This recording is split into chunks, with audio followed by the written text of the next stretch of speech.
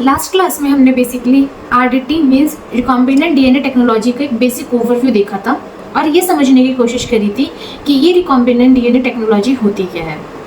आज की क्लास में हम उसी सीरीज को आगे बढ़ाते हैं और ये समझने की कोशिश करते हैं कि इस आरडीटी में कौन कौन से एंजाइम्स यूज होते हैं, क्योंकि एंजाइम्स का अपना एक बहुत ही अलग रोल होता है। तो आज की क्लास में हम इन्हीं एंजाइम्स के बारे में पढ़ेंगे। So, welcome to our YouTube channel Biofusion X. I am your educator Neha, and today we are going to discussing about the enzyme used in RDT. So, without wasting a time, let's start the class. तो आज की class में हमें basically enzymes के बारे में पढ़ना है, ठीक है। अब ये जो एंजाइम्स हैं, ये एंजाइम्स को हमने क्या कर रखा है, आरडीटी में जितने भी तरीके के एंजाइम्स यूज होते हैं उसको बेसिकली हमने 5 कैटेगरी में डिवाइड कर दिया है। वैसे मेन जो होती है वो हमारे 4 ही होती है, पर 5वीं मैंने यहाँ पे एक एक्स्ट्रा आपकी इन्फॉर्मेशन के लिए लिख दिया है कि लाइसिंग एंजाइम, ठीक है। तो आज की क्लास में हमें इन्हीं को 1 बाय 1 करके पढ़ना है, ठीक है। तो अगर मैं उन सारी कैटेगरीज की बात करूँ तो सबसे फर्स्ट आता है हमारा template dependent DNA polymerase, second आता है हमारे पास न्यूक्लियस, थर्ड आता है हमारे पास एंड मॉडिफिकेशन एंजाइम, फोर्थ है लाइगेज और फिफ्थ है लाइसिंग एंजाइम। और ये जो फिफ्थ वाला लाइसिंग एंजाइम है ये सबसे फर्स्ट यूज होता है, ठीक है। तो 1 बाय 1 करके इन्हीं को समझेंगे। देखो, लास्ट क्लास का अगर एक बेसिक ओवरव्यू लेके हमने लास्ट क्लास में कहाँ पे खत्म करा था, तो देखो लास्ट क्लास में बेसिकली हमने इन स्टेप्स के बारे में बात करी थी कि डीएनए क्लोनिंग में कौन कौन से बेसिक स्टेप्स यूज होते हैं, ठीक है। तो अगर मैं आज की क्लास को प्रीवियस क्लास से कनेक्ट करने की कोशिश करूं तो देखो क्या कनेक्शन इन दोनों का, क्योंकि बिना कनेक्शन के ना आप कुछ समझ नहीं पाओगे, ठीक है। तो चलिए सबसे फर्स्ट क्या करते हैं, इन दोनों को कनेक्ट करते हैं। देखो लास्ट क्लास में हमने पूरा ओवरव्यू देखा था। अब सपोज करो मैंने जो लास्ट क्लास में एग्जांपल लिया था कि मुझे क्या पसंद, बेबी में अपना क्या करना है, बेबी को डिजाइन करना है, ठीक है। अब मैं अगर इस बेबी में कुछ इंटरेस्टिंग फीचर्स डालना चाहती हूँ, जैसे कि मैंने खुशी से हेयर लिया था और हर्षिता से क्या लिए थे, हर्षिता से उसकी आईज ली थी। तो मैंने क्या करा, आपने बेबी के लिए खुशी से हेयर का जीन निकाल लिया और हर्षिता से बेसिकली मैंने क्या करा, उसकी आई वाला जीन निकाल लिया, ठीक है। आईज नहीं निकाल ली ना, उसका हेयर नहीं नोच ली मैंने, ठीक है। मैंने सिर्फ उसके अंदर के जीन्स निकाले, ठीक है। तो यहाँ से क्या करा, मैंने आई वाला जीन निकाल लिया। अब आप बोलोगे कि मैम आपने हेयर का जीन निकाल लिया, आई का जीन निकाल लिया, तो खुशी और हर्षिता में वो कैसे बचेगा। देखो हमारी बॉडी में ना सिर्फ सिंगल सेल तो मिलता नहीं है, हमारी बॉडी एक मल्टी सेलुलर ऑर्गेनिज्म है बेसिकली, ठीक है। तो हमारी हर बॉडी का जो सेल है उन सब में जो डीएनए है वो बिल्कुल सेम है। तो अगर मैं अपनी बॉडी का कोई भी सेल निकाल लूँ, उस सेल के अंदर से डीएनए निकाल लूँ, तो बेसिकली काम बन जाएगा मेरा, ठीक है। तो यहाँ पे देखो मुझे क्या करना है, अभी जो जीन निकालना है, जीन निकाल लिया मैंने। जीन निकालने के बाद क्या कर दे, इसको बेसिकली अपना एक प्लाज्मिड के साथ कनेक्ट करवा दिया और क्या बना दिया, एक रिकॉम्बिनेंट डीएनए बना दिया, राइट। और फिर इस रिकॉम्बिनेंट डीएनए को बेसिकली हमने क्या करा था, इस रिकॉम्बिनेंट डीएनए को बेसिकली हमने होस्ट में डाला था। क्यों, ताकि होस्ट सेल में बेसिकली जो हमारा ये जीन है या जीन ऑफ इंटरेस्ट है वो क्या कर सके, वो अपने मल्टीपल कॉपीज बना सके, ठीक है। यहाँ पे होस्ट हमारा बेसिकली कोई प्लांट हो सकता है, कोई एनिमल्स होता है, कुछ भी हो सकता है, ठीक है। तो यहाँ पे जो मैं अपना होस्ट यूज कर सकती हूँ ना, वो मैं सीधा जो रिकॉम्बिनेंट डीएनए है इसको मैं सीधा क्या कर सकती हूँ, अपने बेबी में ट्रांसफर कर सकती हूँ। और जो मेरा बेबी डिजाइन होगा तो बेसिकली क्या होता है, सीधा तो बेबी बन नहीं जाएगा, सबसे फर्स्ट क्या होगा, जायगोट बनता है। तो इस रिकॉम्बिनेंट डीएनए को बेसिकली मैं सीधा क्या करूंगी, सीधा जायगोट में डाल दूंगी, ठीक है। तो यहाँ पे जो मेरा होस्ट हुआ वो होस्ट क्या हो गया, एक एनिमल सेल हो गया। इसी तरीके से हमारे पास होस्ट ना कोई बैक्टीरिया भी हो सकता है, कोई प्लांट सेल भी हो सकता है, कोई एनिमल सेल भी हो सकता है, कोई वायरस सेल भी हो सकता है, कोई ईस्ट सेल भी हो सकता है। होस्ट हमारा कुछ भी हो सकता है, हमें जिसके अंदर बेसिकली डाल के वो ग्रो करवाना है, ठीक है। तो यहाँ पे मैं बेसिकली किसके लिए कर रही हूँ सारा काम, मुझे अपने बेबी को ये हेयर और आइज देनी है ना, तो मैं क्या करूंगी कि जो रिकॉम्बिनेंट डीएनए वो सीधा अपने जायगोट के अंदर डाल दूंगी। फिर जायगोट से क्या होगा, जायगोट जैसे जैसे मल्टीप्लाई करेगा वैसे वैसे क्या होगा, मेरे रिकॉम्बिनेंट जो डीएनए है या इसमें जो जीन ऑफ इंटरेस्ट है वो भी क्या करेगा, वैसे वैसे मल्टीप्लाई करेगा, ठीक है। मल्टीपल कॉपीज बनाएगा और आगे चल के वो क्या करेगा, अपने आप को एक्सप्रेस भी करेगा। ये हमारा बेसिक मोटिव था। अब यहाँ पे देखो, इस बेसिक मोटिव को पूरा करने के लिए हमें क्या करना है, सबसे फर्स्ट जो काम है कि मुझे बेसिकली आइसोलेट करना है, किसको आइसोलेट करना है, बेसिकली डीएनए को। और डीएनए को आइसोलेट कहां से करना है, जो मेरा जीन ऑफ इंटरेस्ट है। और वो मेरा जीन ऑफ इंटरेस्ट क्या है कि मुझे खुशी के हेयर जीन चाहिए और हर्षिता का आई जीन चाहिए। तो मैं क्या करूंगी, पहले खुशी और हर्षिता में से क्या करूंगी, कोई एक सेल निकालूंगी, ठीक है। तो यहाँ पे सपोज करो मैंने क्या करा, खुशी और हर्षिता में से सबसे फर्स्ट क्या करा, एक सेल निकाल लिया। ये सेल हमारा खुशी का भी और हर्षिता का भी, दोनों का सेल निकाल के सेम प्रोसेस से चलेगा, ठीक है। अब इस सेल को मैं क्या करूंगी, सेल को मैं डिग्रेड करना शुरू कर दूंगी। मतलब उस सेल का जो प्लाज्मा मेम्ब्रेन, उसके सारे ऑर्गेनेल्स मैंने खत्म कर दिया, सब कुछ खत्म करके न्यूक्लियस भी डिग्रेड कर दिया, और एंड में जैसे डिग्रेड हो गया तो हमें क्या मिल जाएगा स्टूडेंट्स, हम बेसिकली हमारा डीएनए हमें मिल जाएगा। तो सेल को डिग्रेड करके जो डीएनए की बेसिकली डीएनए तक पहुंचने की जो प्रोसेस होती है, इसी को हम क्या कहते हैं, इस प्रोसेस को नाम देते हैं आइसोलेशन ऑफ डीएनए। तो देखो इस आइसोलेशन में हमने क्या करा, बहुत तरीके के डिफरेंट टाइप्स के एंजाइम्स यूज करे हैं। ठीक है, जब हमारा डीएनए आइसोलेट हो गया तो देखो हमें पता है कि जो ह्यूमन सेल होता है ना, ह्यूमन सेल का जो डीएनए की लेंथ होती है वो होती है 2.2 मीटर। मैंने आपको कल की क्लास में भी बताया था। ठीक है, खुशी एक ह्यूमन है, हर्षिता एक ह्यूमन है, तो इन दोनों के सेल में जो जेनेटिक मटेरियल होगा उनकी लेंथ क्या होगा, 2.2 मीटर। पर अब मुझे इस पूरे डीएनए में क्या है, इस पूरे डीएनए में अलग अलग टाइप के जीन्स हैं, पर मुझे सिर्फ और सिर्फ कौन सा जीन चाहिए इस 2.2 मीटर में से, सिर्फ और सिर्फ अपना हेयर का जीन चाहिए, या फिर मुझे सिर्फ और सिर्फ अपनी आइज का जीन चाहिए। तो मैं क्या करूंगी, आइसोलेट तो कर लिया मैंने, पर अब इसको क्या करूंगी, इसमें से अपना मन पसंदीदार जीन निकालने की कोशिश करूंगी। तो देखो यहाँ पे भी मैं क्या करूंगी, यहाँ पे बेसिकली जो मैंने अपना जेनेटिक मतलब कि जो डीएनए निकाला है, इस डीएनए को क्या करूंगी, फ्रैगमेंट्स में कट करूंगी। अब सपोज करो ये मेरे एक पूरा क्या है, ये पूरा एक डीएनए निकल के आ गया जिसकी लेंथ है मेरे बेसिकली 2.2 मीटर। ठीक है, और इस एंटायर डीएनए में से सिर्फ जो मेरा वाला पोर्शन है वो सिर्फ इतना सा जीन है। ठीक है, इतना जीन जो है वो क्या कर रहा है, इतना ही जीन हमारा हेयर को कोड कर रहा है, और ऐसे खुशी का जीन होगा जो बेसिकली आइज को कोड करेगा।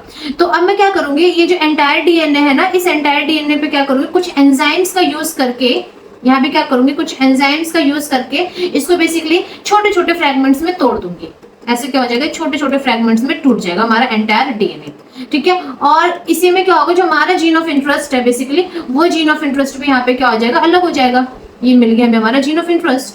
ठीक है, अब यहाँ पे क्या होगा कि अब मैं ये जो मेरा जीन ऑफ इंटरेस्ट है ना, सिर्फ और सिर्फ मुझे क्या है, इसी का काम है, तो मैं इस जीन ऑफ इंटरेस्ट को क्या कर लूंगी, एक्सट्रैक्ट कर लूंगी, और फिर इस अपना ये जो एक्सट्रैक्ट करा है, क्या एक्सट्रैक्ट करा है, जो मैंने अपना जीन ऑफ इंटरेस्ट, उसको क्या करूंगी, उसको बेसिकली अपना जो भी हम यहाँ पे अपना वेक्टर यूज करते हैं उसके साथ क्या कर दूंगी, उसे क्लोन कर दूंगी और रिकॉम्बिनेंट प्लाज्मिड बना दूंगी। ठीक है, क्या कर दूंगी, यहाँ पे रिकम्बाइन कर दूंगी, किसको रिकम्बाइन कर दूंगी, बेसिकली अपने डीएनए को, किसके साथ, अपना जो भी हमारा वेक्टर है। तो ये प्रोसेस हमें करनी है। तो अब यहाँ पे देखो सेल से डीएनए निकालने की भी प्रोसेस में हमने क्या यूज करा है, एंजाइम को यूज करा है। ठीक है, फिर जब हमारा एंटायर डीएनए बाहर आ चुका है तो उसके बाद भी देखो उस डीएनए में से हमने अपना जीन ऑफ इंटरेस्ट निकालने के लिए भी यहाँ पे क्या यूज करा है, एंजाइम्स यूज करे हैं। तो बेसिकली दोनों जगह क्या करें, हमने एंजाइम्स यूज करे हैं। तो अब आज की जो हमारी क्लास है ना, बेसिकली वो इन्हीं एंजाइम्स के बारे में पढ़ना है कि अब हमारे आरडीटी की जो प्रोसेस है वो स्टार्ट होने जा रही है, कि कैसे कर करके हम आरडीटी की प्रोसेस करते हैं और क्या क्या स्टेप्स उसमें यूज करते हैं। तो जैसे फर्स्ट स्टेप था उसमें देखो, जो मैंने आपको कल की क्लास में बताए थे बेसिक स्टेप्स इसके, कि इसमें सबसे फर्स्ट स्टेप क्या था, इसमें सबसे फर्स्ट स्टेप था हमारा आइसोलेशन ऑफ डीएनए फ्रैगमेंट। हमने डीएनए फ्रैगमेंट को आइसोलेट कर लिया। ठीक है, उसके बाद हमने क्या करा, सेलेक्ट करा एक क्लोनिंग वेक्टर। ये क्लोनिंग वेक्टर के बारे में भी हम पढ़ेंगे। हम अपना डीएनए फ्रैगमेंट आइसोलेट करते, क्लोनिंग वेक्टर को भी सेलेक्ट करते हैं। फिर उसके बाद ये जो थर्ड स्टेप है ना, preparation of vector and DNA fragment, यही स्टेप हमें पढ़ना है कि बेसिकली हम कैसे प्रिपेयर करेंगे। ठीक है, तो उम्मीद करती हूँ कि आपको बेसिक ओवरव्यू समझ में आ गया होगा कि हम किस प्रोसेस में आगे बढ़ रहे हैं। तो स्टार्ट करें आज का। अगर इसमें कोई भी डाउट हो तो आप मुझसे कमेंट सेक्शन में पूछ सकते हो, मैं आपके कमेंट्स देख के उसका रिप्लाई कर दूंगी। ठीक है, तो जैसा कि मैंने बताया कि जो आरडीटी में जितने भी एंजाइम्स हम यूज करते हैं उनको बेसिकली हमने 4 कैटेगरी में डिवाइड कर रखा है। ठीक है, सबसे फर्स्ट की अगर मैं बात करूं तो सबसे फर्स्ट जो आता है हमारा क्या आता है, लाइसिंग एंजाइम। ठीक है, अब देखो ये जो लाइसिंग एंजाइम है, लाइसिंग एंजाइम क्या करेगा, ये बेसिकली हमारे सेल को लाइस कर देगा, सेल लाइसिस करता है।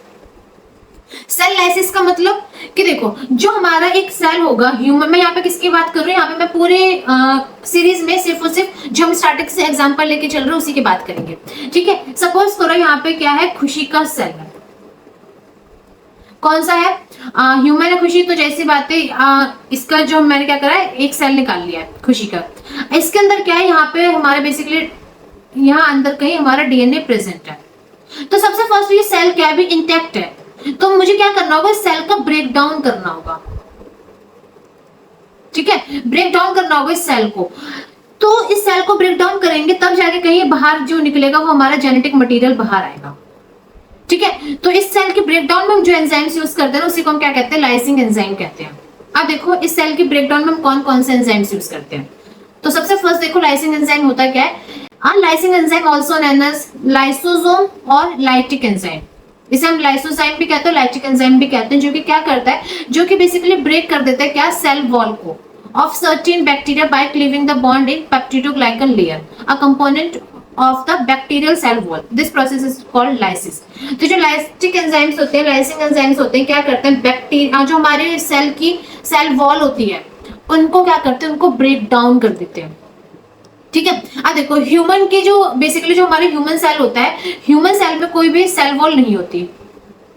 ह्यूमन सेल में क्या होता है, सेल वॉल नहीं होती। पर जो हमारे सपोज कर लो कि हमें बैक्टीरिया में से कोई जीन निकालना है या हमें एक प्लांट में से कोई जीन निकालना है, तो वहां पे जो होती है, वहां पे तो बेसिकली चाहे बैक्टीरिया हो गया है या कोई प्लांट है या कोई फंगल सेल है, इनके पास भी क्या होगा, इनके पास भी बेसिकली जेनेटिक मटेरियल प्रेजेंट होगा।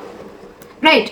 अब मुझे क्या करना है, इनके अंदर से जीन निकालना है, इनके अंदर का जो जेनेटिक मटेरियल है उसको निकालना है। तो मुझे क्या करना होगा, इनके जो बैक्टीरिया, प्लांट और फंगल है, इसके सेल वॉल को डिग्रेड करना होगा। राइट। तो जैसे मैं इनकी सेल वॉल को डिग्रेड कर दूंगी, मेरा जेनेटिक मटेरियल क्या हो जाएगा, बाहर आ जाएगा। तो बेसिकली देखो हम बैक्टीरिया में क्या यूज करते हैं, बैक्टीरिया में हम यूज करते हैं स्टूडेंट्स लाइसोजाइम। ये लाइसोजाइम क्या करता है, ये लाइसोजाइम बेसिकली बैक्टीरिया की सेल वॉल को डिग्रेड कर देता है। प्लांट में हम यूज करते हैं स्टूडेंट्स बेसिकली सेलुलोज और पैक्टिनेज, क्योंकि हमें पता है जो प्लांट सेल है उसकी cell wall basically cellulose plus pectin की मिलकर बनी होती है। तो हमें इन्हीं सेलुलोज और पैक्टिन को डिग्रेड करना होता है, तो उसके लिए हम जो एंजाइम यूज करते हैं वो होता है हमारा सेलुलोज और पैक्टिनेज। और जो बैक्टीरिया की सेल वॉल होती है वो बेसिकली किससे मिलकर बनी होती है, पेप्टिडोग्लाइकन से। तो हम इस पेप्टिडोग्लाइकन को डिग्रेड करने के लिए हम क्या यूज करते हैं, लाइसोजाइम यूज करते हैं। ठीक है। सपोज कर लो कि अगर हमें फंगल सेल में से कोई उसका जेनेटिक मटेरियल निकालना है, तो फंगल की जो सेल वॉल बनी होती है वो किसकी बनी होती है, काइटिन की बनी होती है। तो यहाँ पे हम जो एंजाइम यूज करते हैं उसे हम क्या कहते हैं, काइटिनेज कहते हैं। तो ये तीनों की तीनों क्या है, लाइसोजाइम हो गया, सेलुलोज, पैक्टिनेज, काइटिनेज, ये सब क्या है, ये सब हमारे लाइसिंग एंजाइम है, जो कि हम अलग अलग सेल को, उनके सेल वॉल को डिग्रेड करने के लिए यूज करते हैं। ठीक है। उम्मीद करते हैं आपको ये चीज समझ में आ गई होगी। अब देखो जो सेकंड आता है स्टूडेंट, सेकंड कैटेगरी में हमारा आता है टेम्पलेट डिपेंडेंट डीएनए पॉलीमरेज। ठीक है। अब यहाँ पे देखो टेम्पलेट डिपेंडेंट डीएनए पॉलीमरेज का मतलब क्या है। डीएनए हम जानते हैं जो हमारा क्या होता है, जेनेटिक मटेरियल होता है। पॉलीमरेज जो कि क्या करता है, हमारे डीएनए की टेम्पलेट को पॉलीमराइज करने का काम करता है। ठीक है। यहाँ पे जो हमारा टेम्पलेट है, टेम्पलेट हमारा बेसिकली चाहे तो डीएनए भी हो सकता है और चाहे ये टेम्पलेट स्टूडेंट हमारा आरएनए भी हो सकता है। अगर डीएनए हमारे टेम्पलेट है तो उसे हम क्या कहेंगे, उस एंजाइम को हम कहते हैं DNA dependent DNA polymerase, means जो डीएनए को ही रीड आउट करके डीएनए बना रहा है। और अगर बेसिकली सपोज करो कि अगर हमारा आरएनए टेम्पलेट है तो उसे हम क्या कहेंगे, उसे हम कहते हैं आरएनए डिपेंडेंट डीएनए पॉलीमरेज, जो कि क्या कर रहा है, आरएनए को रीड आउट करके बेसिकली क्या बना रहा है, हमारा डीएनए बना रहा है। ठीक है। तो अगर सपोज करो डीएनए को अगर हम एज अ टेम्पलेट यूज करते हैं तो उसके लिए हमारे पास क्या होता है, दो तरीके के एंजाइम्स होते हैं।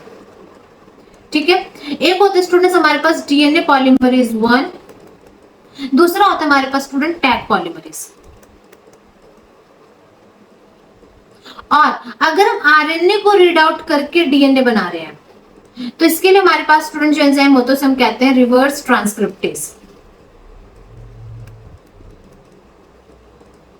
ठीक है। अब देखो ये जो डीएनए डिपेंडेंट डीएनए पॉलीमरेज है, ये वाली जो एंजाइम है, इसमें हम सबसे फर्स्ट किसकी बात कर रहे हैं, डीएनए पॉलीमरेज 1 की। डीएनए पॉलीमरेज 1 को हम दूसरे नाम से भी जानते हैं, इसको हम क्या कहते हैं स्टूडेंट, इसको हम कहते हैं कॉनबर्ग एंजाइम। क्या कहते हैं, कॉनबर्ग एंजाइम। ठीक है। ये जो हमारा डीएनए पॉलीमरेज 1 होता है ना, डीएनए पॉलीमरेज 1 के पास हमारे तीनों तरह की एक्टिविटीज होती हैं। कौन कौन सी, इसके पास स्टूडेंट हमारी 5 prime to 3 prime exonuclease activity भी होगी, इसके पास हमारी 5 prime to 3 prime polymerase activity भी होगी, और इसके पास हमारे स्टूडेंट 3 प्राइम टू 5 प्राइम हमारी एक्सोन्यूक्लियस एक्टिविटी भी होगी। ठीक है। अब देखो ये जो 5 prime to 3 prime exonuclease activity है, ये किसके लिए होती है, तो याद रखना हमेशा ये जो 5 प्राइम टू 3 प्राइम एक्सोन्यूक्लियस जो हमारी एक्टिविटी होती है स्टूडेंट, से बेसिकली हमारी प्राइमर रिमूवल की एक्टिविटी होती है। सपोज कर लो कि हमें कोई प्राइमर को रिमूव करना है, तो उसको रिमूव करने के लिए हम इस अपना डीएनए पॉलीमरेज 1 को यूज करते हैं और सिर्फ डीएनए पॉलीमरेज 1 के पास ही ये एक्टिविटी होती है, इसके अलावा किसी के पास नहीं होती। ठीक है, दूसरी अगर मैं बात करूं किसकी, जो हमारे 5 prime to 3 prime polymerase activity है, ये किस लिए यूज होती है, बेसिकली हमारे डीएनए टेम्पलेट को पॉलीमराइज करने के लिए यूज होती है। ठीक है, तीसरी तरफ अगर मैं बात करूं 3 प्राइम टू 5 प्राइम एक्सोन्यूक्लियस की जो हमारी एक्टिविटी होती है वो बेसिकली क्यों होती है स्टूडेंट, तो ये एक्टिविटी बेसिकली हमारी प्रूफ रीडिंग एक्टिविटी होती है। कौन सी होती है, प्रूफ रीडिंग एक्टिविटी होती है। मीन सपोज कर लो कि हमारा क्या है, हमारी टेम्पलेट पॉलीमराइज हो रही है। ठीक है, अब वहां पे क्या हो रहा है, न्यूक्लियोटाइड्स आकर ऐड हो रहे हैं, तो कोई गलत न्यूक्लियोटाइड ऐड अगर हो जाएगा तो उसको हमें क्या करना होगा, करेक्ट करना होगा। पर उसको करेक्ट करने के लिए हमारी क्या होती है, 3 prime to 5 prime exonuclease activity use होती है। ठीक है, तो ये बात होगी किसकी, बात होगी स्टूडेंट हमारे डीएनए पॉलीमरेज 1 की। दूसरी तरफ अगर मैं बात करूं टैग पॉलीमरेज की, तो स्टूडेंट ये जो टैग पॉलीमरेज होता है ये बेसिकली हम एक बैक्टीरिया में से ड्राइव करते हैं, जो कि इसका नाम क्या होता है, थर्मस एक्वेटिकस। इस बैक्टीरिया में से हम क्या करते हैं, इस एंजाइम को ड्राइव करते हैं। ये एंजाइम बेसिकली हम लैब में ज्यादा यूज करते हैं, लैब में पीसीआर में ज्यादा यूज करते हैं। ये जो एंजाइम होता है ना, ये थर्मोस्टेबल एंजाइम होता है। What do you mean by thermostable enzyme? Thermostable का मतलब होता है कि बहुत हाई टेम्परेचर पे भी सर्वाइव कर सकता है। देखो जो नॉर्मली हमारे एंजाइम्स होते हैं उसका कोई ऑप्टिमम टेम्परेचर होता है, ठीक है, कि रूम टेम्परेचर हो गया, बॉडी टेम्परेचर हो गया, ठीक है। अगर इससे ज्यादा टेम्परेचर हो जाएगा तो वो एंजाइम डिग्रेड हो जाता है, क्योंकि एंजाइम्स हमारे क्या होते हैं, प्रोटीन ही तो होते हैं। प्रोटीन एक ऑप्टिमल टेम्परेचर तक ही सर्वाइव कर पाते हैं। पर जो थर्मस एक्वेटिकस सॉरी जो टैग पॉलीमरेज होते हैं ना, बहुत ही थर्मोस्टेबल एंजाइम होता है और बहुत ही हाई टेम्परेचर पे भी सर्वाइव कर सकता है। ऑलमोस्ट आप इसे कह सकते हो कि 72 से 92 डिग्री सेल्सियस तक भी सर्वाइव कर सकता है। ठीक है, बात करो इसके पास कौन कौन सी एक्टिविटी होती है, तो स्टूडेंट्स इसके पास हमारी होती है 5 प्राइम टू 3 प्राइम एक्सोन्यूक्लियस और साथ के साथ पॉलीमरेज। ये दोनों तरह की एक्टिविटी बेसिकली इसके पास होती है। ठीक है, तीसरा अगर मैं बात करूं किसकी, रिवर्स ट्रांसक्रिप्टेज की, तो देखो रिवर्स ट्रांसक्रिप्टेज क्या है, ये हमारा बेसिकली आरएनए को यूज करके क्या बनाएगा, आरएनए को यूज करके हमारा बनाता है डीएनए। तो इस एंजाइम की मदद से हम अपना क्या कर सकते हैं, आरएनए से बेसिकली डीएनए बना सकते हैं। ठीक है, ये बात होगी किसकी, बात होगी हमारे रिवर्स ट्रांसक्रिप्टेज की। तो चलो देखो क्या क्या हमने पढ़ा टेम्पलेट डिपेंडेंट डीएनए पॉलीमरेज में। सबसे फर्स्ट हमने डीएनए पॉलीमरेज 1 के बारे में पढ़ा, जो कि क्या करता है, जो कि सिंथेसाइज करता है किसको, कॉम्प्लीमेंट्री डीएनए स्ट्रैंड को on DNA template. DNA template पे ही डीएनए को सिंथेसाइज करेगा। रिवर्स ट्रांसक्रिप्टेज क्या करता है, वो बेसिकली सिंथेसाइज करता है डीएनए स्ट्रैंड किस पे, आरएनए टेम्पलेट पे। ठीक है, और जो हमारा टैग पॉलीमरेज होता है, टैग पॉलीमरेज क्या है, वो भी एक तरीके का हमारा डीएनए पॉलीमरेज का एंजाइम है, जो कि क्या होता है, जो कि नए डीएनए टेम्पलेट को भी सिंथेसाइज करता है। ठीक है, तो ये हमारे क्या हो गए, टेम्पलेट डिपेंडेंट डीएनए पॉलीमरेज। तो ये हमारे सेकंड कैटेगरी की बात हमने करी। सबसे फर्स्ट हमने क्या करा, लाइसिन एंजाइम की बात करी, दूसरा हमने बात करी अपने डीएनए डिपेंडेंट डीएनए पॉलीमरेज की, टेम्पलेट डिपेंडेंट डीएनए पॉलीमरेज की। ओके, चलो अब जो अगला आता है हमारा, वो आता है स्टूडेंट्स न्यूक्लियस। ये हमारी थर्ड कैटेगरी का एंजाइम है, जो कि आरडीटी में यूज होता है, और आप इसे कह सकते हो कि मोस्ट इंपॉर्टेंट एंजाइम है, जो कि हम बेसिकली आरडीटी में यूज करते हैं, और ये अपने आप में बहुत बड़ी क्लास है। ठीक है, तो इसको हमें बहुत डिटेल में करना है, क्योंकि इससे क्वेश्चंस बहुत सारे बनते हैं। तो देखो अगर मैं बात करूं किसकी, बात करूं मैं न्यूक्लियस की, तो जो न्यूक्लियस होता है, देखो न्यूक्लियस में क्या वर्ड आ रहा है, न्यूक्लिक एसिड। ठीक है, तो ये किसको ब्रेक डाउन करेगा, ये बेसिकली डिग्रेड करता है हमारे न्यूक्लिक एसिड को। किसको डिग्रेड करता है, डिग्रेड करता है बेसिकली न्यूक्लिक एसिड को। न्यूक्लिक एसिड को मैं Na लिख रही हूँ। ठीक है, न्यूक्लिक एसिड हमारे बॉडी में कौन से होते हैं, देखो हमारे बॉडी में 2 तरीके के न्यूक्लिक एसिड होते हैं। कौन कौन से, एक होता है हमारे पास डीएनए और एक होता है स्टूडेंट्स हमारे बॉडी में आरएनए। दोनों के दोनों जो न्यूक्लिक एसिड है बेसिकली किससे मिलकर बने होते हैं, इसकी जो बिल्कुल आप कह सकते हो मोनोमर होता है, वो हमारा न्यूक्लियोटाइड्स होते हैं। ठीक है, न्यूक्लियोटाइड्स जब आपस में अरेंज होते हैं, एक न्यूक्लियोटाइड दूसरे से दूसरा, तीसरे से तीसरा, चौथे से, तो बेसिकली ये एक बॉन्ड के थ्रू क्या होता है, आपस में आके ज्वाइन होते हैं। और वो बॉन्ड कौन सी होती है स्टूडेंट, वो बॉन्ड होती है हमारे फॉस्फोडाइस्टर बॉन्ड। कौन सी बॉन्ड होती है, फॉस्फोडाइस्टर बॉन्ड होती है। ठीक है, तो देखो ये जो फॉस्फोडाइस्टर बॉन्ड है ना, ये न्यूक्लियस क्या करते हैं, बेसिकली 2 न्यूक्लियोटाइड के बीच में बनी जो फॉस्फोडाइस्टर बॉन्ड है उसी को ब्रेक डाउन करते हैं। तो बेसिकली हम किसकी बात करें, हम बात करें इस बॉन्ड की। यही बॉन्ड हमारी क्या है, यही बॉन्ड होती है हमारी फॉस्फोडाइस्टर बॉन्ड। ठीक है, तो देखो अगर सपोज करो कि हमारा जो न्यूक्लिक एसिड है वो हमारा कोई डीएनए है, तो डीएनए को जो ब्रेक डाउन करेगा उस एंजाइम का नाम क्या होता है, वो होते हैं हमारे पास डीएनएस। अगर हमारा न्यूक्लिक एसिड आरएनए है, तो आरएनए को जो ब्रेक डाउन करेगा उसका नाम क्या होता है, वो होते हैं बेसिकली हमारे पास आरएनएस। ठीक है, अब देखो, हमें पता है जो हमारे बॉडी में न्यूक्लिक एसिड पाया जाता है वो डीएनए और आरएनए है।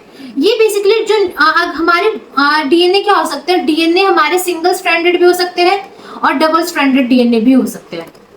ठीक उसी तरीके से जो हमारे आरएनए हो सकते हैं, आरएनए हमारे सिंगल स्ट्रैंडेड भी हो सकते हैं और कुछ एक्सेप्शन में बेसिकली डबल स्ट्रैंडेड आरएनए भी हमारे हो सकते हैं। ठीक है, जो डबल स्ट्रैंडेड आरएनए तो बेसिकली कोई वायरस वगैरह के होते हैं। ठीक है, तो यहाँ पे देखो जो न्यूक्लियस है, ये न्यूक्लियस क्या करेगा स्टूडेंट, ये न्यूक्लियस बेसिकली इन्हीं सिंगल स्ट्रैंडेड डीएनए को भी तोड़ सकता है, डबल स्ट्रैंडेड डीएनए को भी तोड़ सकता है, सिंगल स्ट्रैंडेड आरएनए को भी तोड़ सकता है, डबल स्ट्रैंडेड आरएनए को भी तोड़ सकता है। ठीक है, तो देखो यहाँ पे मैं लिख सकती हूँ कि जो न्यूक्लियस होते हैं, ये न्यूक्लियस क्या कर सकते हैं, न्यूक्लियस अटैक कर सकते हैं, किस पे अटैक कर सकते हैं, या तो हमारा वो सिंगल स्ट्रैंडेड न्यूक्लिक एसिड हो, मैं एन न्यूक्लिक एसिड को लिख रही हूँ, या वो हमारा डबल स्ट्रैंडेड न्यूक्लिक एसिड हो, या फिर वो स्टूडेंट हमारा सिंगल स्ट्रैंडेड और डबल स्ट्रैंडेड न्यूक्लिक एसिड दोनों हो, बोथ पर भी वो क्या कर सकते हैं, अटैक कर सकते हैं। ठीक है, तो अब हमें क्या करना है, इन्हीं न्यूक्लियस को वन बाय वन करके पढ़ना है। तो देखो, अगर मैं बात करूं किसकी, अगर मैं बात करूं कि हमारे पास ये न्यूक्लियस कितने टाइप्स के होते हैं, तो स्टूडेंट हमारे पास जो न्यूक्लियस है ना वो बेसिकली दो तरीके के होते हैं। कौन कौन से होते हैं, एक होते हैं स्टूडेंट हमारे पास एक्सोन्यूक्लियस, दूसरे होते हैं स्टूडेंट हमारे पास एंडोन्यूक्लियस। बात करूं मैं अगर एक्सोन्यूक्लियस की, तो ये एक्सोन्यूक्लियस क्या करते हैं, ये एक्सोन्यूक्लियस बेसिकली जो भी हमारे सपोज कर लो ये हमारा क्या है, एक डीएनए है। ठीक है, तो यहाँ पे क्या है, यहाँ पे हमारे बहुत सारे बेस पेयर लगे हुए हैं। तो ये जो एक्सोन्यूक्लियस होगा ना, ये एक्सोन्यूक्लियस बेसिकली इन डीएनए को बाहर की साइड से क्या करेगा, एक एक बेस पेयर को रिमूव करना शुरू करेगा। कभी भी सीधा बीच में कट नहीं मारेगा, एक एक बेस पेयर को उसके साइड से रिमूव करना शुरू करता है। ये काम होता है एक्सोन्यूक्लियस का। एक्सोन्यूक्लियस होता है देखो एग्जिट। ठीक है, दूसरी तरफ सपोज कर लो कि ये क्या है, ये भी हमारा एक डीएनए है, राइट। तो ये जो एंडोन्यूक्लियस है, ये एंडोन्यूक्लियस क्या करेगा, एंडोन्यूक्लियस बेसिकली हमारा न्यूक्लिक एसिड में बीच से कट मारेगा और हमारे जो भी हमारा ये न्यूक्लिक एसिड है, जो भी हमारा डीएनए और आरएनए उसे सेपरेट कर देगा। तो एक्सोन्यूक्लियस हमेशा बाहर से कट करेगा और एंडोन्यूक्लियस हमेशा क्या करेगा, बीच में से कट करेगा। ठीक है, तो यहाँ पे हम लिख सकते हैं जो एक्सोन्यूक्लियस है, एक्सोन्यूक्लियस क्या कर रहा है, रिमूव कर रहा है न्यूक्लियोटाइड्स को फ्रॉम द एंड। दूसरी तरफ एंडोन्यूक्लियस क्या कर रहा है, एंडोन्यूक्लियस बेसिकली बीच में कट मार रहा है, तो cut between the phosphodiester bond.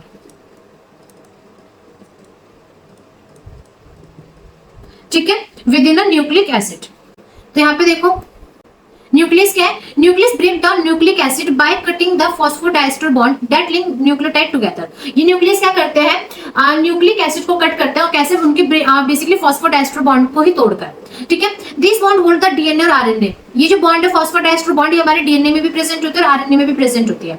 ठीक है, तो हमारे पास दो तरीके के क्या होते हैं, दो तरीके के बेसिकली हमारे पास न्यूक्लियस होते हैं, एक्सोन्यूक्लियस और एंडोन्यूक्लियस। एक्सोन्यूक्लियस है वो क्या करता है, एक्सोन्यूक्लियस बेसिकली क्लीव करता है न्यूक्लिक एसिड को from the end of the molecule के एंड से कट करना शुरू करता है। और दूसरी तरफ जो हमारे पास एंडोन्यूक्लियस है वो क्या करता है, वो बेसिकली इंटरनली कट मारता है मॉलिक्यूल के अंदर। और यहाँ पे कौन से मॉलिक्यूल की बात हो रही है, हमारा डीएनए और आरएनए मॉलिक्यूल की बात हो रही है। ठीक है, तो ये क्या आता है, हमारे बेसिकली न्यूक्लियस थे। अब देखो यहाँ पे न्यूक्लियस के बहुत तरीके के क्या है, एग्जांपल्स हैं। जैसे कि मैंने अभी ऊपर आपको दो तरीके के न्यूक्लियस बताया ना, एक्सोन्यूक्लियस और एंडोन्यूक्लियस। इसका न्यूक्लियस का टाइप है। अब न्यूक्लियस के एग्जांपल्स हमारे पास बहुत तरीके के हैं। तो यहाँ पे कौन कौन से न्यूक्लियस के एग्जांपल, सबसे फर्स्ट हमारे पास है स्टूडेंट,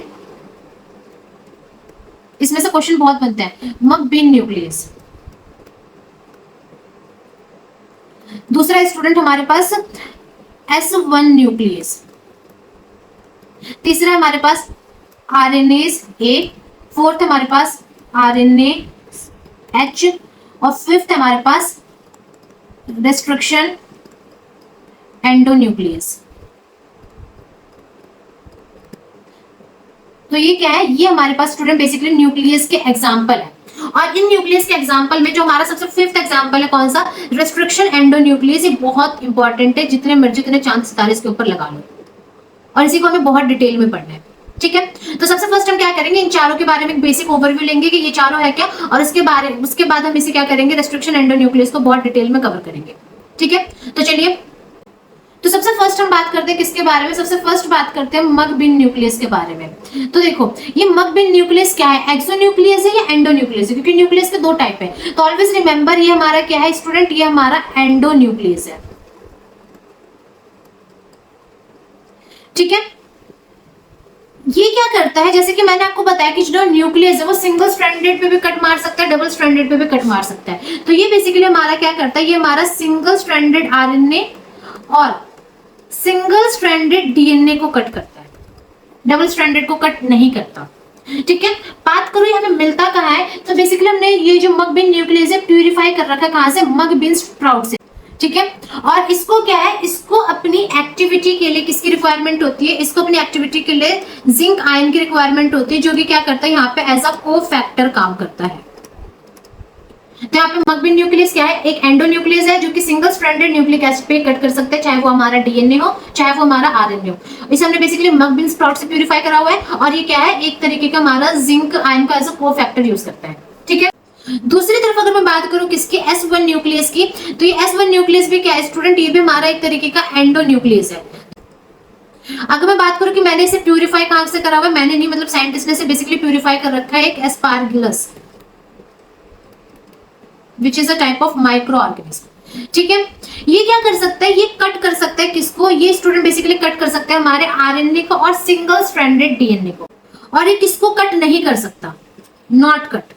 तो बेसिकली ये याद रखना कि किसको कट नहीं कर सकता, तो ये हमारा डबल स्ट्रैंडेड डीएनए को एक तो कट नहीं कर सकता, और दूसरा अगर कोई डीएनए आरएनए की हाइब्रिड है तो ये उसको भी कट नहीं कर सकता। ठीक है, तो ये क्या हो गया, ये हो गया स्टूडेंट हमारा S1 न्यूक्लियस।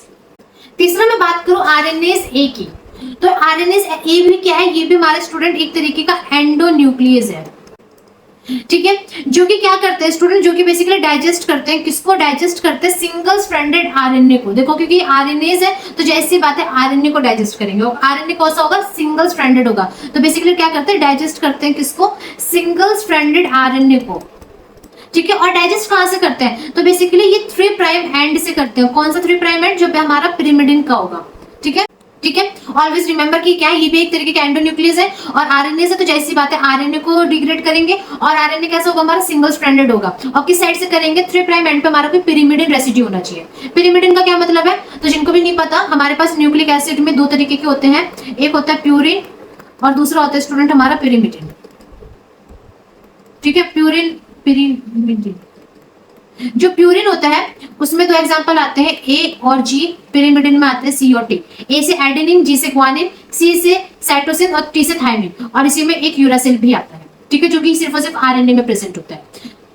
चलो अब मैं बात करूंगी इसकी, अगर मैं बात करूं आरएनएस एच की, तो आरएनएस एच भी क्या है, एक तरीके का हमारा स्टूडेंट एंडो न्यूक्लियस ही है, जो कि क्या करेगा, कट करेगा किसको, आरएनए को।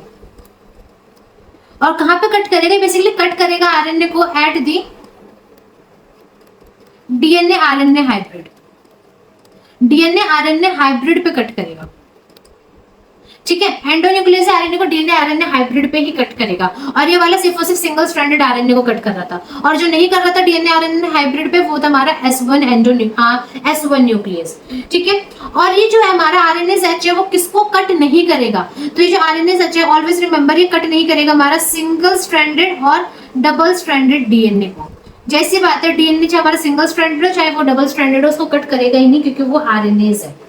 ठीक है, तो किसकी बात हो गई, ये हमने बेसिकली टाइप्स ऑफ एंडोन्यूक्लियस की बात करी है। अब जो सबसे लास्ट है वो हमारा क्या है, रेस्ट्रिक्शन एंडोन्यूक्लियस, जो कि बहुत मोस्ट इंपॉर्टेंट है। तो स्टार्ट करें, तो चलिए स्टार्ट करते अपना रेस्ट्रिक्शन एंडोन्यूक्लियस। देखो यहाँ पे जो वर्ड आ रहा है रेस्ट्रिक्शन, रेस्ट्रिक्शन वर्ड से हमें क्या पता चल रहा है, बेसिकली कि यहाँ पे किसी चीज को रेस्ट्रिक्ट कर रहा है, किसी चीज को रोक रहा है ये। ठीक है, तो किस चीज को रोक रहा है, क्या काम करता है, तो चलिए इसके बारे में देखते हैं। ये जो रेस्ट्रिक्शन एंडोन्यूक्लियस होता है ना स्टूडेंट, ये बेसिकली हमारा क्या है, एक बैक्टीरियल एंजाइम है। क्या है, बैक्टीरियल एंजाइम है। बैक्टीरियल एंजाइम से क्या मतलब है, बैक्टीरियल एंजाइम से मतलब है कि बेसिकली हमें बैक्टीरिया के अंदर मिलता है। ठीक है, हमने इस रेस्ट्रिक्शन एंडोन्यूक्लियस को बैक्टीरिया से ड्राइव करा हुआ है। अब देखो रेस्ट्रिक्शन एंडोन्यूक्लियस का बैक्टीरिया में काम क्या है, तो ये क्या करता है, जो भी जैसे कि जो हमारे बैक्टीरिया होते हैं, बैक्टीरिया को कोई भी वायरस क्या कर सकता है, अटैक कर सकता है। तो वायरस जब किसी बैक्टीरिया को अटैक करता है तो वो वायरल डीएनए डाल देता है उस बैक्टीरिया के अंदर। ठीक है, अब वायरल डीएनए आएगा उस बैक्टीरिया में, तो उस बैक्टीरिया को क्या करेगा, उस बैक्टीरिया को बेसिकली वो हार्म करेगा। तो ये रिस्ट्रिक्शन एंडोन्यूक्लियस उस वायरल डीएनए को क्या कर देते, कट कर देते छोटे छोटे फ्रेगमेंट्स में। तो ये क्या एक एज अ डिफेंस मैकेनिज्म काम करते हैं बैक्टीरिया के अंदर। तो यहाँ पे क्या करते हैं बेसिकली रिस्ट्रिक्शन एंडोन्यूक्लियस प्रोटेक्ट करते हैं अपने आप को, प्रोटेक्ट दी बैक्टीरिया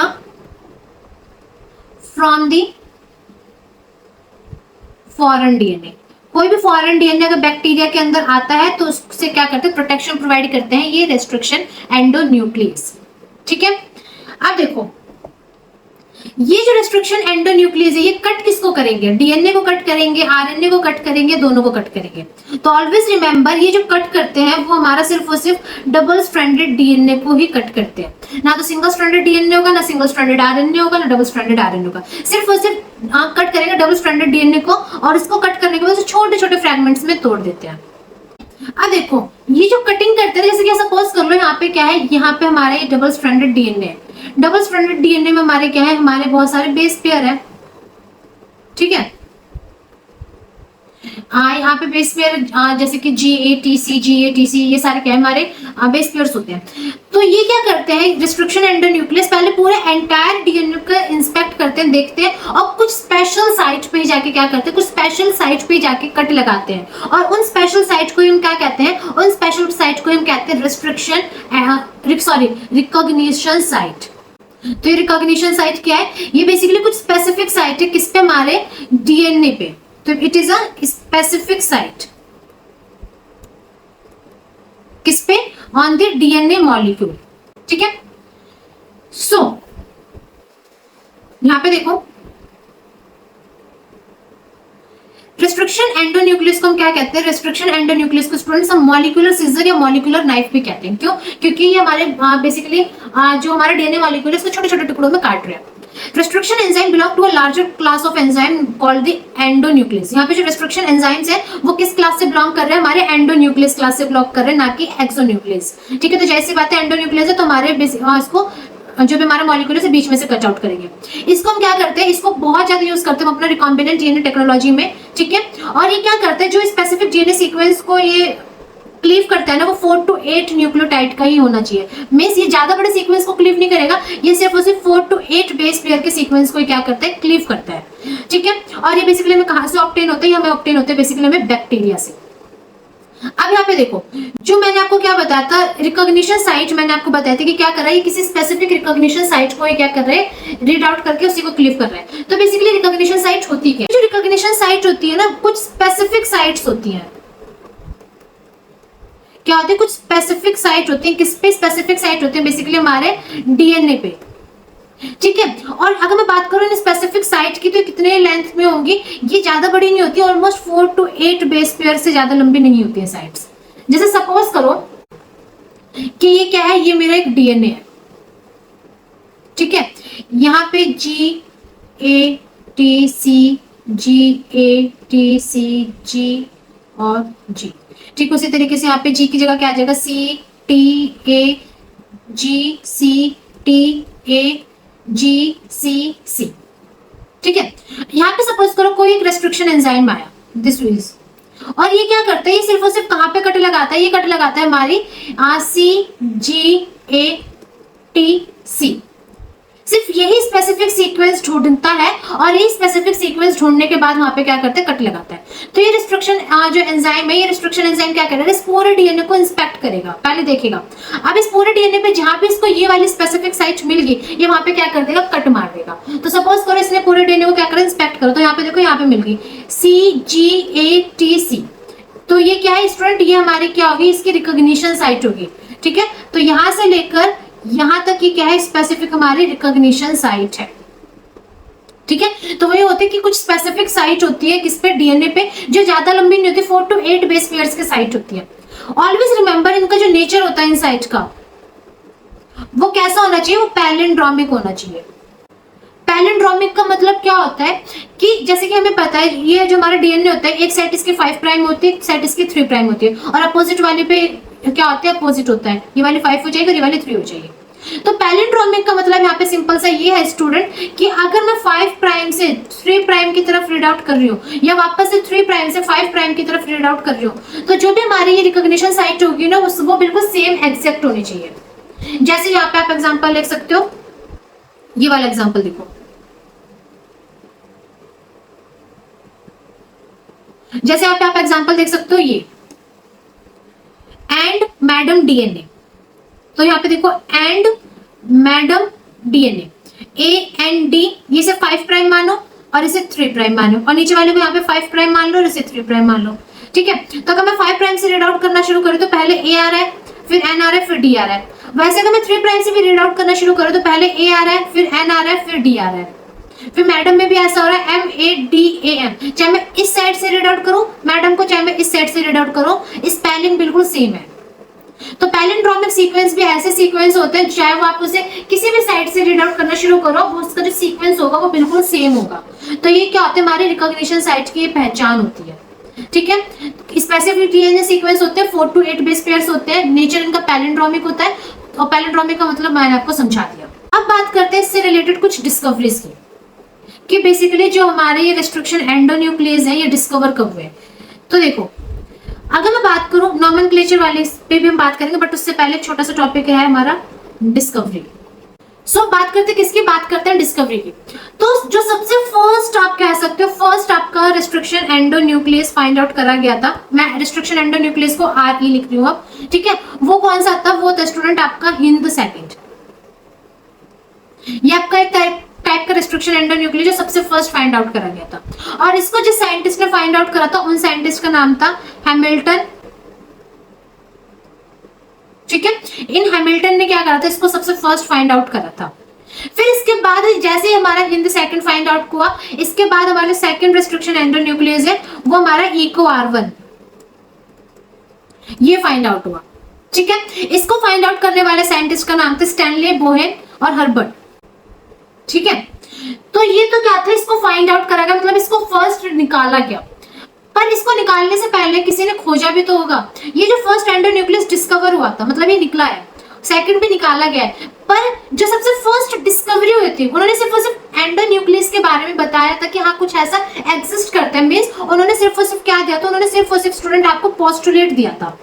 किसके बारे में पोस्टुलेट दिया था स्टूडेंट आपको, एंडोन्यूक्लियस के बारे में। उनका नाम था अर्बन। तो ऑलवेज रिमेंबर, पोस्टुलेट देने वाले सबसे फर्स्ट साइंटिस्ट आपके डब्ल्यू अर्बर थे, और डिस्कवरी करने वाले मतलब जिन्होंने सबसे फर्स्ट एंडोन्यूक्लियस को एक्सट्रैक्ट कराते डिस्कवर करा था वो हैमिल्टन थे, और स्टैनले को और हर्बर्ट ने क्या करा था, इको R1 को डिस्कवर करा था। ठीक है, हैमिल्टन, इनका पूरा नाम है हैमिल्टन स्मिथ। इन्होंने 1970 में बेसिकली इसको निकाला था। तो ये क्वेश्चन बन जाता है आपका कि सबसे फर्स्ट एंडोन्यूक्लियस कब डिस्कवर हुआ था, कौन सा था, और किसने डिस्कवर करा था, कौन से सन में डिस्कवर हुआ था।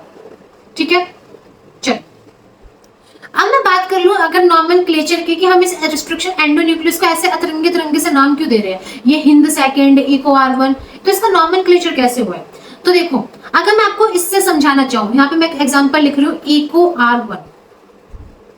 ठीक है, तो देखो जैसे कि मैंने आपको बताया कि जो अपने रेस्ट्रिक्शन एंडोन्यूक्लियस है ये बेसिकली हमें कहाँ मिलते हैं, ये हमें बैक्टीरिया के अंदर मिलते हैं। ठीक है, अब बैक्टीरिया के क्या होगा, बैक्टीरिया का कोई स्पेसिफिक जीनस होगा, उस जीनस के अंदर बहुत सारी स्पीशीज होंगी। तो देखो ये जो रेस्ट्रिक्शन एंडोन्यूक्लियस में सबसे फर्स्ट आता है, ये बेसिकली ई, फर्स्ट लेटर हम किससे फाइंड आउट करते हैं, ये हम लेते हैं जीनस से। ठीक है, फिर जीनस में क्या होता है, बहुत तरीके की स्पीशीज आती है। तो बाद के जो 2 लेटर्स होते हैं वो हम क्या होते हैं, वो इसकी स्पीशीज को बता रहे होते हैं। फिर बैक्टीरिया के अंदर बहुत सारे स्ट्रेन्स होते हैं। तो जो 2 वर्ड के बाद जो 4th लेटर आता है बेसिकली वो हमारा आता है कि वो किस स्ट्रेन से निकाला गया है, स्ट्रेन ऑफ द बैक्टीरिया। और यहाँ पे जो आपको रोमन में दिखता है ना, ये बेसिकली ऑर्डर होता है कि किस ऑर्डर में इसको फाइंड आउट करा गया है। ये इको R1 सबसे फर्स्ट फाइंड आउट करा गया था, इस वजह से इसको इको R1 नाम दिया। तो यहाँ पे बेसिकली ऑर्डर बताया जाता है कि किस ऑर्डर में फाइंड आउट करा गया। ऐसे सपोज कर लो कि कोई इको R2 होगा, जैसे कि ऊपर वाले का देखो, ये जो हिंद 3 है ना, सॉरी हिंद सेकंड है, ऐसे ही एक एंजाइम फाइंड आउट करा गया हिंद 3rd। ठीक है, तो देखो ये ऑर्डर मतलब ये सेकंड नंबर पे पहले फाइंड आउट हो चुका है, हिंद 3rd इसके बाद फाइंड आउट हुआ था। ठीक है, अब यहाँ पे जो हिंद का है ना, हिंद का भी आपको पता होना चाहिए। H से हमारा होता है हीमोफिलस, IN से होता है इन्फ्लुएंजाई, D से हमारा बेसिकली स्ट्रेन का नाम है, और ये ऑर्डर है। ठीक है, चलिए अब बात करते हैं कि जो रेस्ट्रिक्शन एंडोन्यूक्लियस होते हैं कितने टाइप्स के कट मारते हैं। जैसे कि मैंने आपको बताया कि जो रेस्ट्रिक्शन एंडोन्यूक्लियस होते हैं, ये रेस्ट्रिक्शन एंडोन्यूक्लियस हमारे डीएनए को कट करते हैं। एंडोन्यूक्लियस है तो बीच में से कट करेगा। तो यहाँ पे जो कट करते हैं ना, बेसिकली दो तरीके के कट मारते हैं। एक मारते स्टूडेंट हमारा ब्लंट एंड, ठीक है, और दूसरा मारते हैं स्टिकी एंड या कोहेसिव एंड। मतलब कि जब हमारे डीएनए फ्रैगमेंट को काटेंगे, डीएनए को काटेंगे, तो दो तरीके के एंड्स बनते हैं। अगर मैं बात करूं सबसे फर्स्ट ब्लंट एंड की, तो ब्लंट एंड में आप देखो, ये मैंने यहाँ पे एक ब्लंट एंड का एग्जांपल ले रखा है और एक स्टिकी एंड का, ठीक है। ब्लंट एंड में बिल्कुल एक्सिस ऑफ सिमेट्री पे कट लगा है, बिल्कुल बीच में, ठीक है। तो ऐसा जो कि बिल्कुल आपका किस पे हो, एक्सिस ऑफ सिमेट्री पे हो, ऐसे कट को आप क्या कहोगे, ब्लंट एंड कहोगे। ऐसे एंड जो बनेंगे आपके वो ब्लंट एंड बनते हैं। दूसरी तरफ अगर मैं बात करूं कि स्टिकी एंड्स, तो कुछ इको आर1 ऐसे होते हैं जो कि क्या करते हैं, एक्सिस ऑफ सिमेट्री पे कट नहीं मारते, वो बिल्कुल थोड़ा सा एक्सिस सिमेट्री से साइड में कट मारते हैं। तो एक कट यहाँ पे मारेंगे और एक कट हमारा बेसिकली यहाँ पे मारेंगे। तो ऐसे एंड्स हमारे कैसे बनते हैं, ये हमारे स्टिकी एंड्स बनते हैं। और जो स्टिकी एंड्स बनते हैं ना, स्टिकी एंड्स में बेसिकली हमारे पास दो तरीके के ओवर हैंग्स बनते हैं। जैसे कि सपोज कर लो, ये यहाँ पे हमारा 5 प्राइम था, ये हमारा 3 प्राइम है, और यहाँ पे हमारा 5 प्राइम होगा, ये वाला हमारा 3 प्राइम होगा, ठीक है। तो ये भी हमारा क्या होगा, ये हमारा 5 प्राइम होगा, 3 प्राइम, और ये हमारा 3 प्राइम, और ये वाला होगा हमारा 5 प्राइम, ठीक है। अब जैसे यहाँ पे क्या करा, इस रेस्ट्रिक्शन एंडोन्यूक्लियस ने आके इस पे कट करा, तो कट करने के बाद आप देखो एक हमारे पास कैसा ओवरहैंग आ गया। अगर ये 3 प्राइम है तो ये वाला क्या होगा, ये वाला हमारा 5 प्राइम होगा। ये वाला हमारा कैसा है, ये हमारा स्टूडेंट है 5 प्राइम ओवरहैंग, क्या कह सकते हो, 5 प्राइम ओवरहैंग। यहाँ पे हमारे दोनों के दोनों कैसे बन रहे हैं, दोनों के दोनों हमारे 5 प्राइम ओवरहैंग बन रहे हैं, पर कुछ हमारे 3 प्राइम ओवरहैंग्स भी हो सकते हैं, ठीक है। अब यहाँ पे आप देखो, अगर मैं बात करूं इनके सीक्वेंस की, तो इसका सीक्वेंस देखो आप पैलिंड्रोमिक कैसे है, GAATTC, ठीक है। यहाँ पे भी अगर सी के नीचे आएगा G, फिर आएगा AATTC। मैं चाहे तो इधर से इधर पढ़ूं, चाहे मैं इधर से इधर पढ़ूं, बिल्कुल आना क्या है, सेम, ठीक है। तो ऐसे सीक्वेंस हमारे क्या होते हैं, पैलिंड्रोमिक सीक्वेंस होते हैं। तो यहाँ पे देखो सबसे फर्स्ट हमारा ब्लंट एंड की, so some enzyme cleave both strand of DNA at exactly the same nucleotide position. कुछ एंजाइम्स ऐसे होते हैं जो बिल्कुल क्या करते हैं, सेम एक्सिस ऑफ सिमेट्री पे कट मारते हैं, टिपिकली क्या, सेंटर पे। और सेंटर किसका, जो हमारा रिकॉग्निशन सीक्वेंस का सेंटर होगा उस पर कट मारते हैं, और ऐसे एंड हमारे क्या होते हैं, ब्लंट एंड कहलाते हैं। ब्लंट एंड जो बनाते हैं उसके कुछ रेस्ट्रिक्शन एंजाइम्स के नाम दे रखे हैं, SMA1, EcoR5, HEE3, ये सब क्या है, ये सारे के सारे हमारे ब्लंट एंड वाले रेस्ट्रिक्शन एंडोन्यूक्लियस के एग्जांपल है, आपसे पूछ भी सकता है। दूसरी तरफ अगर मैं बात करूं किसके, कोहेसिव एंड्स और स्टिकी एंड्स के, तो यहाँ पे देखो ये एंड्स क्या होते हैं, ये एक ऐसे बेसिकली रेस्ट्रिक्शन एंजाइम्स होते हैं जो कि क्या करते हैं, जो भी हमारा पैलिंड्रोमिक सीक्वेंस होता है ना, उस पैलिंड्रोमिक सीक्वेंस से थोड़ा सा दूर कट मारते हैं, लिटिल अवे, थोड़ी दूर, बिल्कुल बीच में से कट नहीं मारते, ठीक है। जिसकी वजह से क्या होता है, जिसकी वजह से बेसिकली हमारे स्टिकी एंड्स बनते हैं, और ये स्टिकी एंड्स बेसिकली क्या होते हैं, ये स्टिकी एंड्स हमारे ओवरहैंग्स भी होते हैं। तो यहाँ पे जो जो एंजाइम्स आपके स्टिकी एंड्स बनाते हैं उनके एग्जांपल दे रखे हैं, जैसे कि EcoR1 हो गया, HindIII हो गया, BAMH1 हो गया, SAL1 हो गया, ये सारे के सारे क्या है, ये सारे के सारे आपके स्टिकी एंड्स वाले रेस्ट्रिक्शन एंडोन्यूक्लियस के एग्जांपल हैं, ठीक है। तो यहाँ पे आप इस वाले डायग्राम में भी देखो, ये क्या है, ये आपका एक वेक्टर डीएनए है, जो भी आप एज अ वेक्टर यूज कर रहे हो, और ये आपका फॉरेन डीएनए, फॉरेन डीएनए आपका क्या है, GOI है, ठीक है।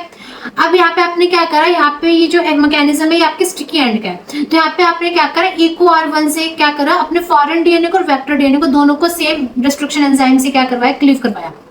यहाँ पे एक चीज याद रखना, चाहे आपका जो भी आप वेक्टर यूज कर रहे हो और जो भी आपका जीन ऑफ इंटरेस्ट है, इन दोनों को हमेशा आप जब भी यहाँ पे क्लीव करवाओगे तो सेम रेस्ट्रिक्शन एंजाइम ही यूज करोगे। कभी ये नहीं कि इसको किसी और रेस्ट्रिक्शन एंजाइम से क्लीव करवा रहे हो और इस वाले को किसी और रेस्ट्रिक्शन एंजाइम से क्लीव करवा रहे हो, ऐसा कभी नहीं होगा, सेम रेस्ट्रिक्शन एंजाइम ही यूज होंगे, ठीक है। तो देखो आपने आपका EcoR1 भी किसी एंजाइम से काटा, वेक्टर डीएनए भी आपने अपना EcoR1 से काटा, फॉरेन डीएनए भी आपने सेम इसी से काटा। इसके बाद क्या हो गया, आपके यहाँ पे स्टिकी एंड्स जनरेट हो गए दोनों के दोनों, और ये स्टिकी एंड्स फिर क्या हो गया, आपस में आपने क्या करा, यहाँ पे लाइकेज एंजाइम की मदद से इसको क्या करवा दिया, रिकम्बाइन करवा दिया, और यहाँ पे आपको जब बन गया, ये बन गया आपका रिकॉम्बिनेंट डीएनए, ठीक है। तो ये एक्शन किसका था, ये एक्शन था आपके जब आपके स्टिकी एंड्स बनने हैं। पर हमने पढ़ा कि कुछ ब्लंट एंड वाले भी होते हैं, तो यहाँ पे देखो ब्लंट एंड में बिल्कुल आपका सिमेट्री से कट होगा, बिल्कुल बीच से, तो आपका यहाँ पे क्या हो रहा है, ब्लंट एंड्स बन गया, ठीक है, तो ये क्या था, ये स्टूडेंट हमारे टाइप्स ऑफ कट थे जिसमें हमने 2 तरीके के कट्स के बारे में पढ़ा। यहाँ पे मैंने आपको कुछ एग्जांपल्स दे रखे हैं किसके, रिस्ट्रिक्शन एंजाइम्स के। इसको आप अपने तरफ से जरूर पढ़ना अच्छे से। और अगर ये पीडीएफ चाहिए तो आपको मेरा टेलीग्राम ग्रुप ज्वाइन करना होगा, जिसका लिंक आपको डिस्क्रिप्शन में मिल जाएगा। ठीक है, तो यहाँ पे एक वीडियो देखो, एक जीआईएफ, जिसमें बेसिकली आपका जो रिस्ट्रिक्शन एंडोन्यूक्लियस है किस तरीके से आपके डीएनए को इंस्पेक्ट कर रहा है। ये आपका रिस्ट्रिक्शन एंजाइम है, जो कि यहाँ पे से क्या मिल गया, सिर्फ इसकी रिकॉग्निशन सीक्वेंस मिल गई। रिकॉग्निशन सीक्वेंस मिली तो इसने क्या कर दिया, अब इसको यहाँ पे काट दिया। कैसा काटा, स्टिकी एंड्स बने। फिर ये दोबारा क्या, इसे आगे डीएनए को इंस्पेक्ट करा, फिर से इसकी कोई रिकॉग्निशन सीक्वेंस मिल गई होगी, ये फिर से क्या करेगा, फिर से उसे काट देगा। ठीक है, तो यहाँ पे से फिर से अपनी रिकॉग्निशन सीक्वेंस मिल गई, इसने फिर से वहाँ पे क्या कर दिया, कट मार दिया, और कट मार के क्या बना दे, स्टिकी एंड्स बना दे। ऐसे ब्लंट एंड्स भी बनते हैं। तो ऐसे हमारा क्या करते हैं, रिस्ट्रिक्शन एंजाइम पूरे डीएनए को इंस्पेक्ट करता है, और जहां भी उसे उसकी फेवरेट रिकॉग्निशन सीक्वेंस मिल जाती है वहां पे वो कट मार देता है।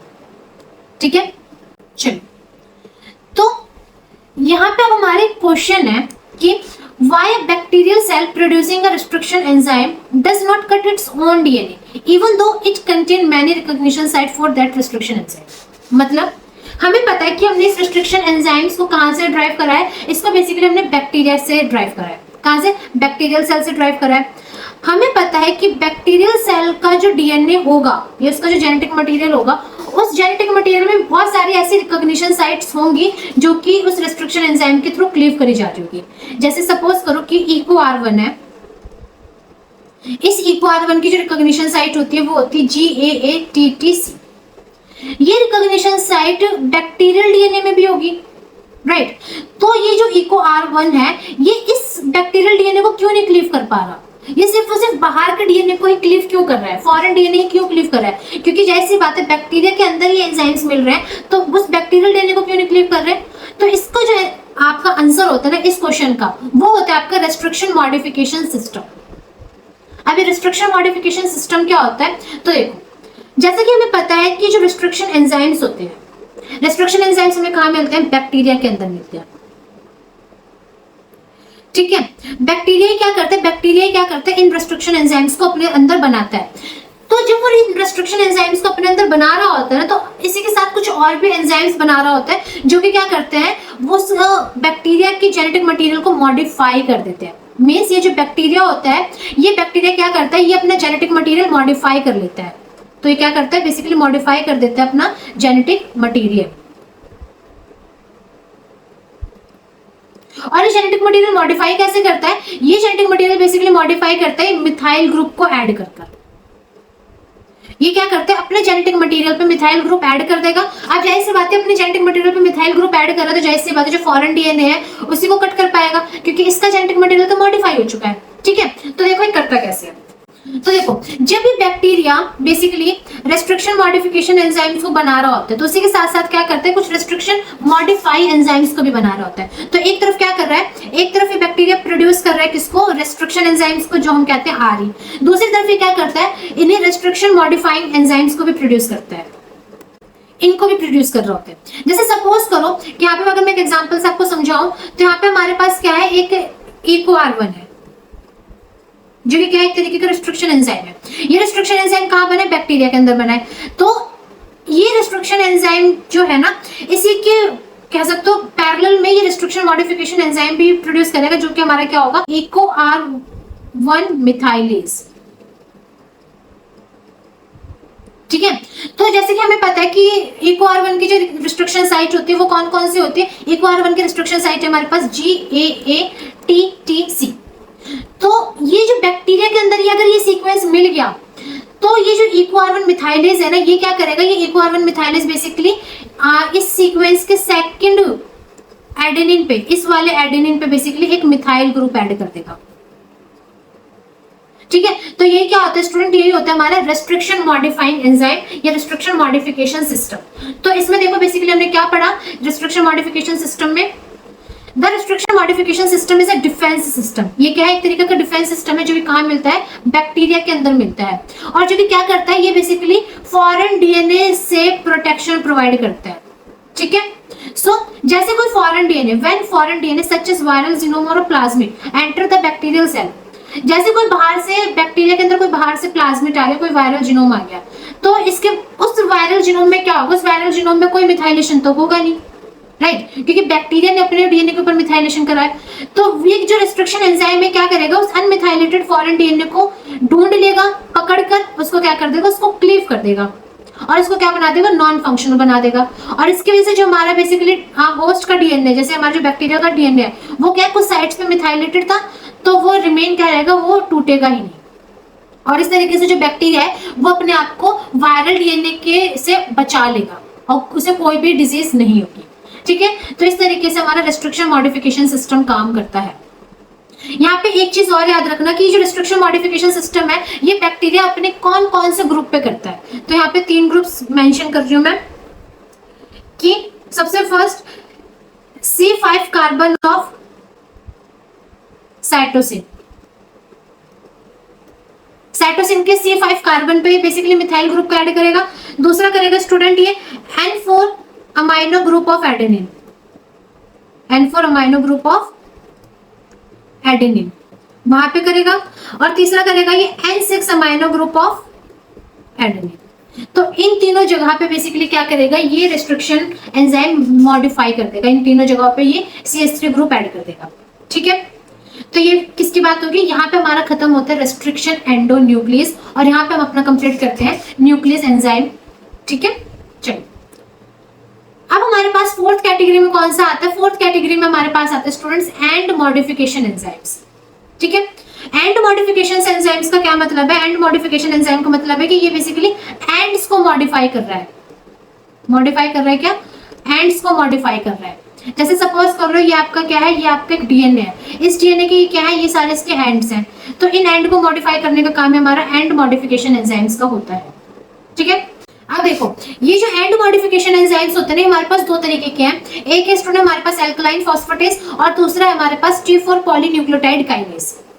देखो यहाँ पे क्या वर्ड आ रहा है, यहाँ पे वर्ड आ रहा है फॉस्फेटेज। जहां भी आपको फॉस्फेटेज वर्ड मिल जाए हमेशा इससे याद रखना कि ये क्या करेगा, ये बेसिकली रिमूव करेगा किसको, रिमूव करेगा फॉस्फेट को। और यहाँ पे वर्ड आ रहा है काइनेज, जहां पे आपको काइनेज वर्ड मिल जाए, काइनेज का हमेशा मतलब ये समझना कि क्या करेगा, ये ऐड करेगा फॉस्फेट को। तो इन दोनों का जो काम होता है ना अपोजिट होता है, फॉस्फेटेज का काम रिमूव करना होता है फॉस्फेट को और काइनेज का काम क्या करना होता है, ऐड करना होता है फॉस्फेट को, ठीक है। अब मैं बात करूं कि जो हमने बेसिकली एल्कलाइन फॉस्फेटेज है ये क्या है, ये भी एक तरीके का एंजाइम है, तो हमने कहीं ना कहीं से तो इसे निकाला होगा। तो हमने बेसिकली इसे जो ऑब्टेन करा है ना, इसे हमने ऑब्टेन करा है बेसिकली ई कोलाई में से, और साथ के साथ इसे हमने काल्फ की इंटेस्टिनियल टिश्यू से भी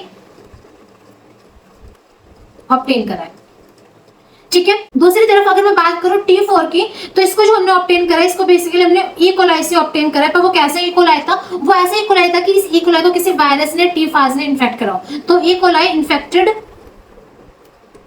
विद टी फाज, किसी वायरस ने इस बैक्टीरिया को इन्फेक्ट करा हो तो उसमें से बेसिकली हमने इसे ऑब्टेन करा है, ठीक है। जैसे मैंने आपको बता दिया इसका काम कि ये रिमूव करेगा फॉस्फेट को और ये क्या करेगा, ये ऐड करेगा फॉस्फेट को।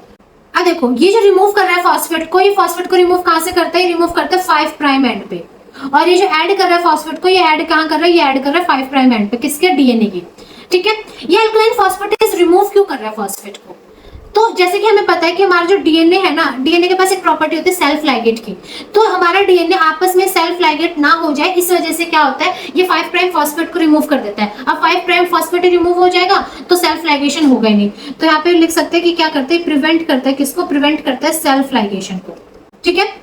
अब ये जो T4 है पॉलीन्यूक्लियोटाइड काइनेज, इसका जो काम है ये क्या करता है, इसको हम यूज करते हैं कि अगर हमें डीएनए के एंड्स को लेबल करना हो, ठीक है, तो उसके लिए हम इस T4 पॉलीन्यूक्लियोटाइड काइनेज को यूज करते हैं। तो आप लिख सकते हो यहाँ पे and labelling of the DNA molecule. तो हमने किसकी बात करी स्टूडेंट, ये बात करी हमने एंड मॉडिफिकेशन एंजाइम्स की, जिसमें हमने 2 तरीके के पढ़े, एल्कलाइन फॉस्फेटेज और T4 polynucleotide kinase. Phosphatase word जहां भी आ जाए वहां पे मतलब फॉस्फेट को रिमूव करना हुआ, काइनेज वर्ड जहां भी आ जाए वहां पे फॉस्फेट को ऐड करना हुआ, ठीक है। लास्ट कैटेगरी का एंजाइम है हमारे पास लाइगेज। अब देखो हम अभी तक क्या कर रहे हैं, कट करवा रहे हैं, पर हमें अगर रिकॉम्बिनेंट प्लाज्मिड बनाना है तो हमें अपने बेसिकली जो हमारे पास हमारा वेक्टर है और साथ के साथ जो हमारा GOI है, इन दोनों का अटैच भी तो करना होगा। तो इनके अटैचमेंट में जो एंजाइम हम यूज करते हैं ना, वो हमारा क्या होता है, लाइगेज होता है। तो ये लाइगेज क्या करता है स्टूडेंट, ये लाइगेज बेसिकली एक ऐसा एंजाइम है जो कि हमारा क्या कर सकता है, फॉस्फोडाइस्टर बॉन्ड बना देता है किसके बीच में, एडजेसेंट न्यूक्लियोटाइड के बीच में। और अगर बेसिकली हमारे एडजेसेंट न्यूक्लियोटाइड के बीच में फॉस्फोडाइस्टर बॉन्ड बन गई तो हमारा डीएनए फ्रेगमेंट क्या हो जाता है, लाइग हो जाता है, ज्वाइन हो जाता है। ठीक है, तो इस तरीके से हमारा डीएनए लाइगेज भी काम करता है। तो ये क्या था, ये सारे तरीके के हमारे एंजाइम्स थे जितने भी हम आरडीटी में यूज करते हैं। So that's all for today. उम्मीद करती हूँ कि आपको आज का वीडियो अच्छा लगा होगा, समझ में आया होगा। अगर आपको आज का वीडियो अच्छा लगा, समझ में आया, तो प्लीज इस वीडियो को ज्यादा से ज्यादा लाइक करें, कमेंट करें, शेयर करें और हमारे यूट्यूब चैनल को ज्यादा से ज्यादा सब्सक्राइब करें। और अगर कोई भी डाउट हो तो आप मुझसे कमेंट सेक्शन में पूछ सकते हैं और आप मेरा टेलीग्राम भी ज्वाइन कर सकते हैं अगर आपको पीडीएफ चाहिए तो। ठीक है, be happy, be safe, thank you so much.